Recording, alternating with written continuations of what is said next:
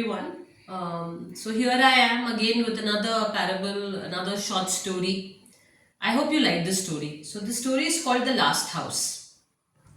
The story is about a carpenter who had given dedicated years of service to his employer.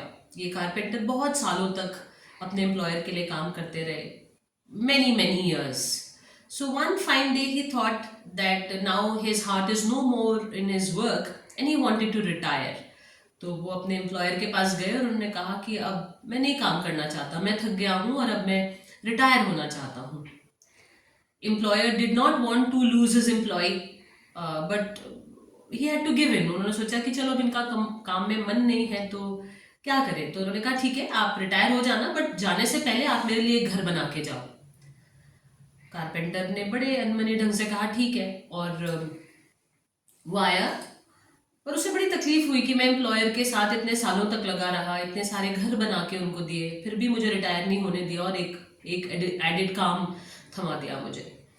तो बड़े बेमन से उन्होंने वो घर बनाया और उस घर में अच्छी लकड़ी नहीं लगाई, गीली लकड़ी लगाई, कुछ लकड़ियों में टर्माइट्स लगे हुए थे, इंफीरियर क्वालिटी की लकड़ी लगाई, अच्छे से नहीं बनाया वो घर.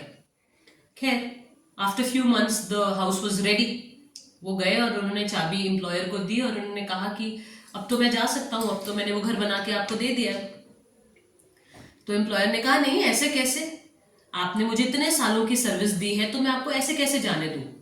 तो ये चाबियाँ आपके लिए, ये घर जो आपने बनाया था ये मैं आपको गिफ्ट करना चाहता हूँ क्योंकि आप इतने काबिल एम्प्लॉय रहे हैं, तो ये मेरा एक फाइनल गिफ्ट है आपके लिए. द कारपेंटर वाज शॉक्ड क्योंकि उसने मन से तो वो घर बनाया नहीं था और वो घर की क्वालिटी अच्छी नहीं थी. Moral of the story is that our daily actions define our tomorrow. जो हम हर दिन करते हैं वो ही घूमकर हमारे पास आता है. Your karma is a boomerang, it will come back to you. तो ये ध्यान रखिएगा कि जो आप करेंगे वो वापस आप तक आएगा. तो ध्यान रखिए कि जो आपके डेली एक्शंस हैं वो बहुत बेहतरीन होने चाहिए. Thank you.